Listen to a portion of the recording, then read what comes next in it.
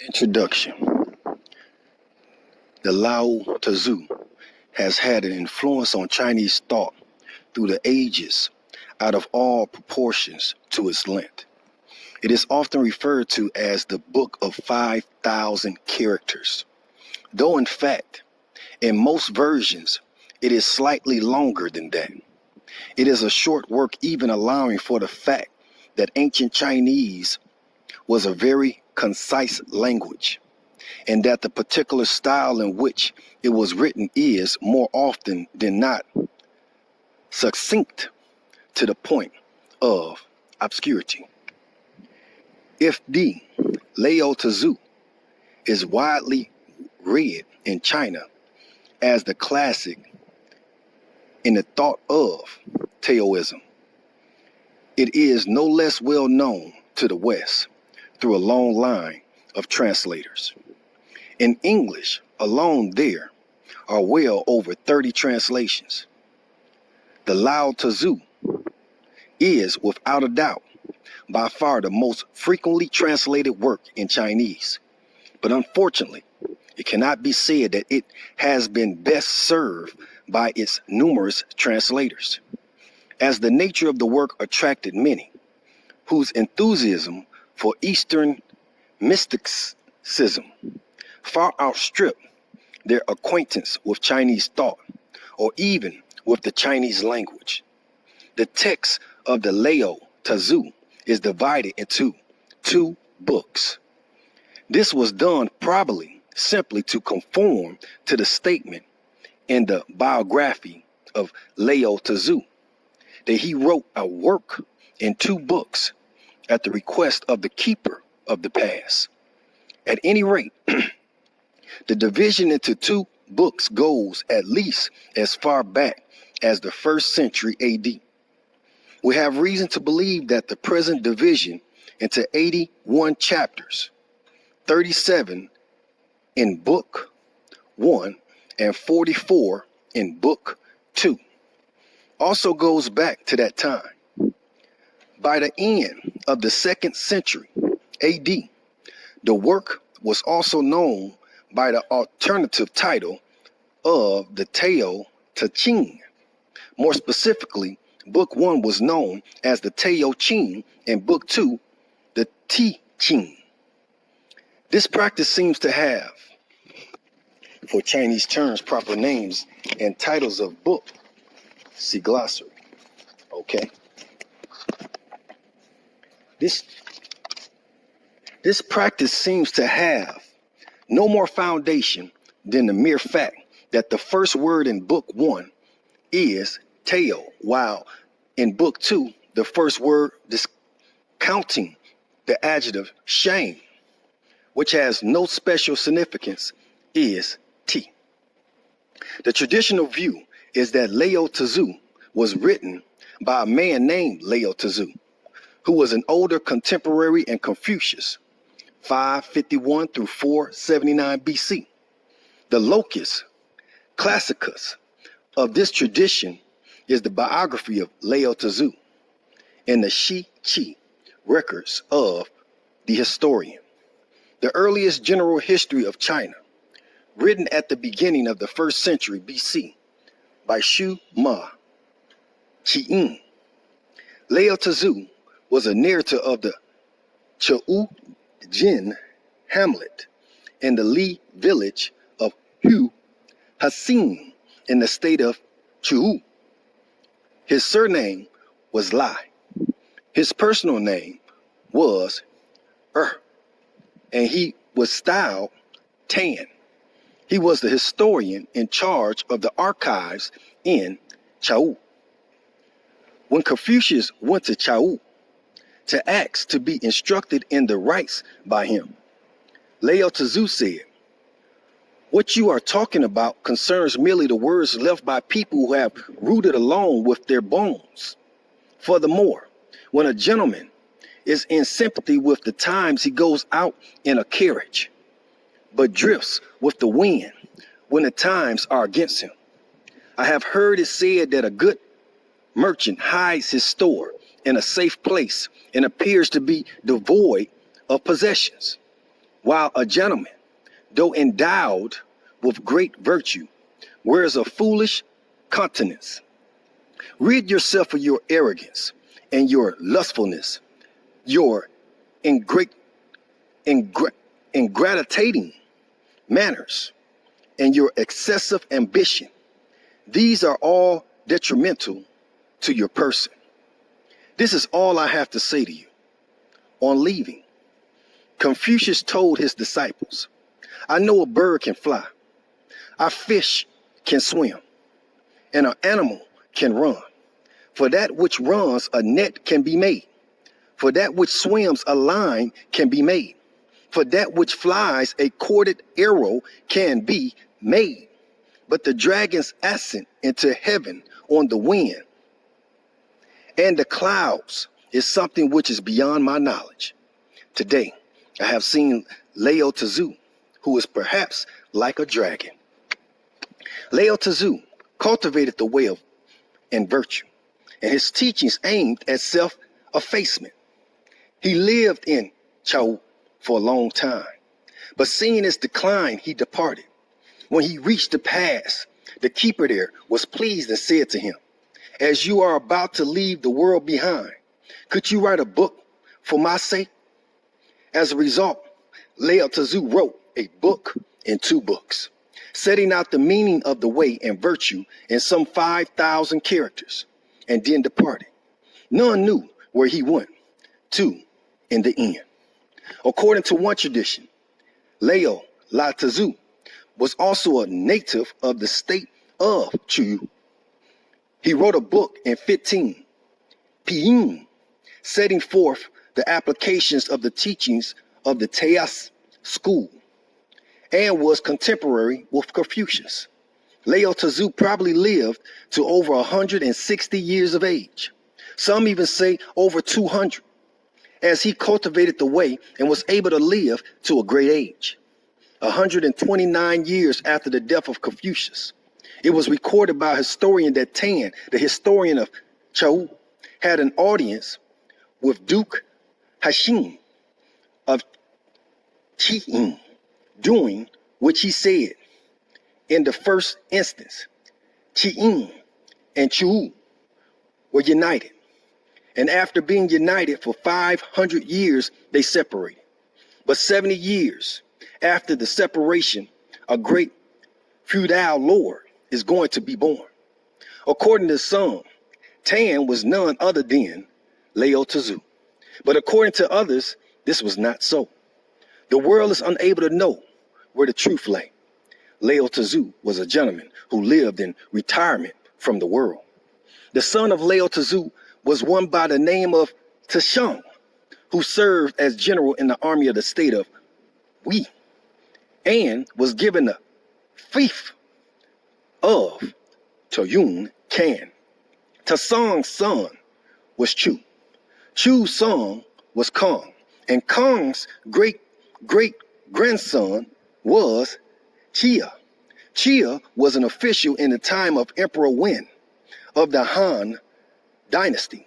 His son, Chiu, was tutor to Ang, prince of Chiao Haixi, and as a result made his home in Chiai. The followers of Lao Tzu try to belittle the Confucianists, and the Confucianists likewise belittle the followers of Lao Tzu. This may be what is meant when it's said that people who follow different ways never have anything helpful to say to one another. Lie, does nothing, and the people are transformed of their own accord, remains limpid and still, and the people are rectified of themselves. In the biography of Confucius, in the same work, there is another version of his meeting with Lao Tzu. Nan Kong, Qing Shu of Lu, said to the king of Lu, may your servant be granted permission to go to Chou with Confucius. The king of Lu gave him a carriage and 2 horses, together with 1 servant, and he went with Confucius to Chao to ask about the rice. It was probably then that they met Lao Tzu. When they departed, Lao Tzu saw them off and said, I have heard that men of wealth and rank make gifts of money, while benevolent men make gifts of words. I have not been able to win either wealth or rank, but I have been undeservingly accorded the name of a benevolent man. These words are my parting gift.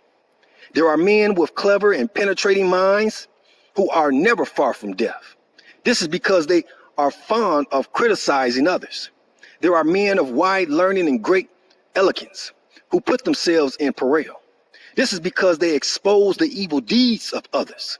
Neither a son nor a subject should look upon his person as his own. When Shush Ma Ting came and to write the biography of Lao Tzu, he found so few facts that all he could do was to collect together traditions about the man current in his time. He had difficulty even with Lao Tzu's identity. He explicitly suggests that he was probably the same person as Tan, the historian, though the latter lived more than a century after the death of Confucius. He also implied that there was a possibility that Lao Tzu was Lao La Tzu, because the latter was also a native of Chao, and the author of a Taoist work.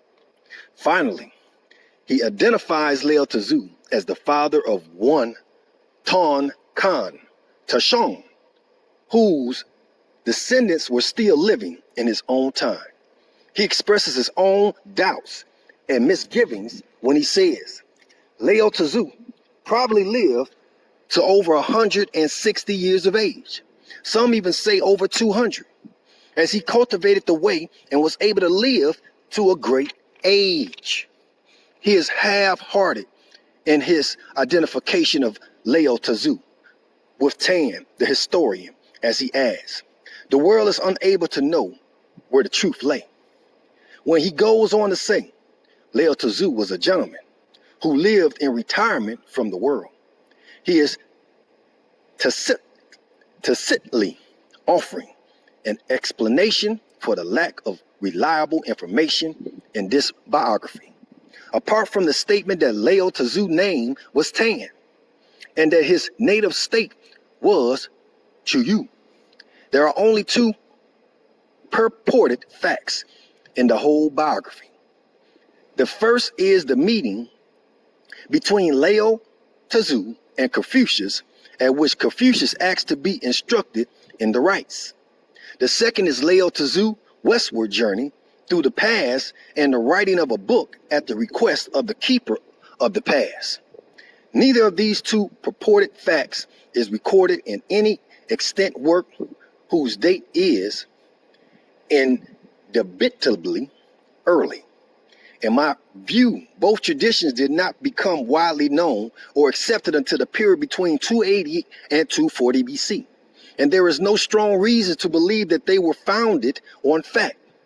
In all probability, Lao Tzu was not a historical figure at all.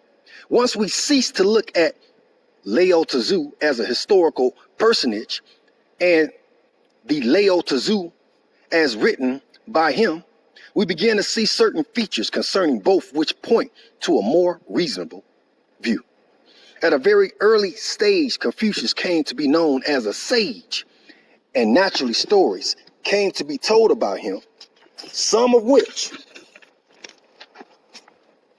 no doubt originated from hostile circles. Of these, there was a particular genre which was popular. This consists of stories about Confucius' encounters with hermits who had fun with him. The Lao Tzu story is only one such story, and Lao Tzu was only one among a number of such hermits. Since such stories cannot be taken seriously as historical evidence, we have no reason to believe that Lao Tzu was a real person. Moreover, in the period covering the second half of the 4th and the first half of the 3rd century BC, there were at least 2 works with titles which mean elder and old man of mature wisdom. It cannot be accidental that Lao Tzu also has the meaning of old man. There seems to be a genre of literature in this period to which such titles were given. This is probably because these works consist of sayings which embody a kind of wisdom that is associated with old age. There is no reason to suppose that the titles imply that these works were written by individuals. They are best looked upon as anthologies, which were compiled from short passages by by an editor or a series of editors. Most of these short passages reflect the doctrines of the time, but some represent sayings of considerable antiquity. It is probably because Lao Tzu happened to be the name of one of the hermits in the Confucius stories, and also figured as the title of one of these anthologies of wise sayings, that the Lao Tzu alone has survived and is attributed to a man who instructed Confucius in the rites. The period in which the Lao Tzu and other works of the same kind were produced was certainly a golden age of Chinese thought. Schools of thought mushroomed so much so that they are often referred to as the 100 schools. Scholars and philosophers who could lay claim to any originality and idea won preferment as well as prestige.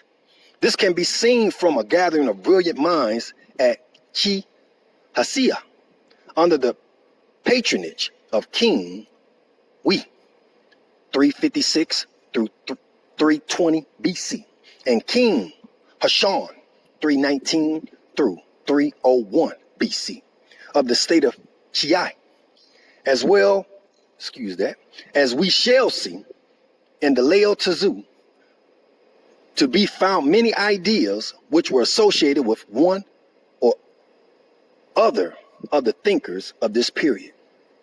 At this time, the schools of thought founded by Confucius, Mo Tzu, 5th century BC, and Yang Chu, 4th century BC, were the prominent schools. Confucius taught a way of life in which morality occupies a supreme position. Morality is shown to have no connection whatsoever with self-interest. In fact, the demands of morality on a man are categorical. If need be, he has to sacrifice even his life in doing what is right. Confucius' view concerning the actual duties a man has was traditional. A man is born into certain relationships, and as a result, has certain duties.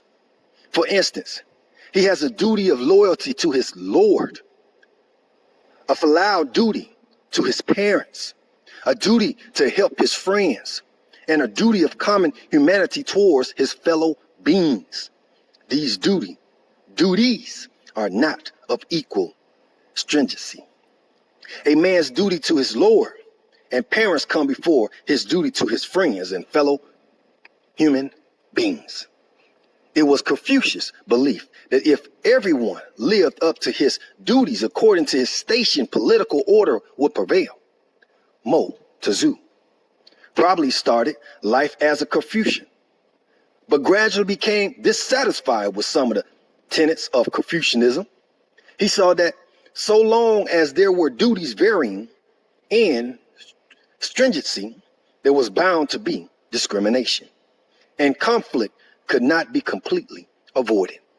It may happen that a man has to do something harmful to another because his duty towards his parents demands it. To prevent this kind of situation from arising, Mo Tzu advocated love without discrimination, A man should love others as himself, and also their parents as his own.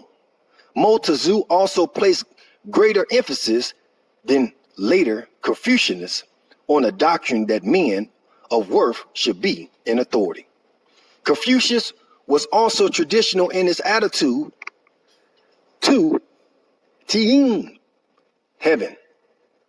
Heaven was for him vaguely a divine presence, whose decree it was that men should be moral. Mo Tzu was of a much more religious turn of mind. His conception of heaven was the closest to a personal God that is to be met with in ancient Chinese thought. For him, it is the will of heaven that men should love one another without discrimination, and those who fail to do so will be punished. The attitude of Confucius and Mo Tzu to heaven is something we shall have to bear in mind when we come to examine the concept of the Tao Way in the Lao Tzu. In the case of Yang Chu, unfortunately, we have no extant work representing his school, according to the writings of other thinkers, some of whom were certainly not sympathetic. Yang Chu advocated a thoroughgoing egoism. We shall have occasions to return to this topic and discuss the precise nature of this egoism. All we need to say here is that it has been suggested that the Lao Tzu represents a development of the school of Yang Chu. Whether this is altogether justified or not, there certainly are passages in the Lao Tzu which are best understood in the spirit of Yang Chu's egoism. Such is the background against which the Lao Tzu is to be understood. In my view, not only is the Lao Tzu an anthology, but even individual chapters are usually made up of shorter passages whose connection with one another is at best tenuous.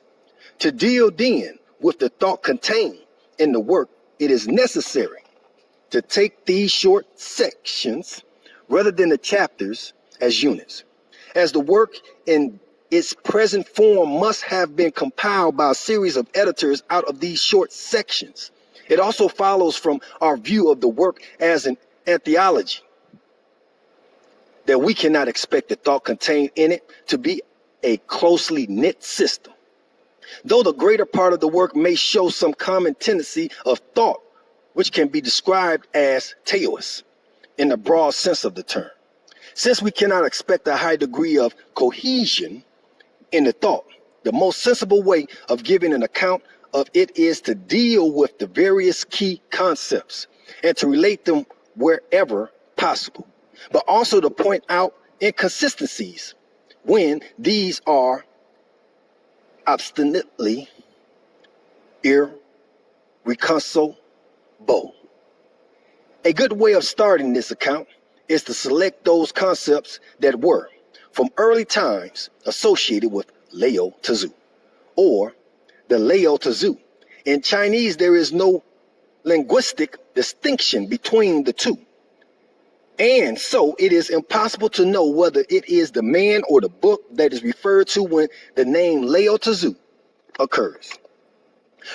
From the fact that the school of thought supposed to have been founded by Lao Tzu is known as Taoism, Tao Chia, the school of the way.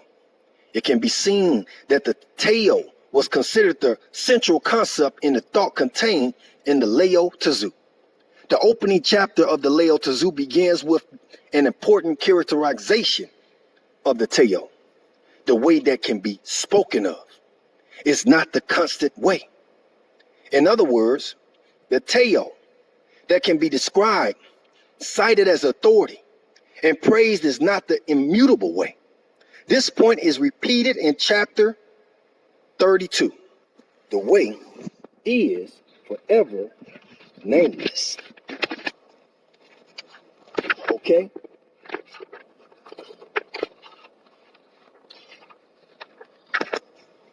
and again in chapter XL1. We'll be coming back with more later, family. Till then, keep your heads up, stay focused, and read. Peace.